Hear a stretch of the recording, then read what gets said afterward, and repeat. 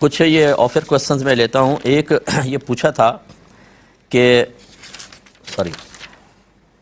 ایک صاحب نے کہا کہ میں نے زرعی بینک سے قرضہ لیا اور میں امامت بھی کرواتا ہوں، تو کیا مفتی صاحب مجھے امامت جاری رکھنی چاہیے؟ غالباً کا کہنے کا مطلب یہ ہے کہ وعدہ سود پہ قرضہ لینے کی وجہ سے کیا میں امامت کا مستحق رہا یا نہیں رہا. دیکھیں اچھی طرح یاد رکھیں، اصل میں آپ اگر خود تقوی کے لحاظ سے چھوڑ دیں تو ایک الگ بات ہے، ورنہ اگر آپ نماز کو جاری رکھیں تو آپ کے پیچھے نماز تو لوگوں کی ہو جائے گی، یہ اس کا انکار نہیں ہے. اصل مسئلہ خود امام کا نہیں ہوتا، اصل مسئلہ ہوتا ہے مقتدیوں کا، کہ اگر وہ اس پر مطلع ہو جاتے ہیں کہ ایک شخص کسی بڑے گناہ میں مبتلا ہے تو پھر یہ ان کا جان لینا یقینی سی بات ہے کہ اس امام کے پیچھے نماز پڑھنے میں ان کو کراہت محسوس ہوگی اور کراہت پیدا کرے گا، اور یہ قلت جماعت کا سبب بن سکتا ہے کہ لوگ نفرت کی وجہ سے پھر نماز چھوڑ دیتے ہیں، اس امام کے پیچھے نہیں پڑھنی، تو جماعت قلیل ہو جاتی ہے. اس لیے کہا جاتا ہے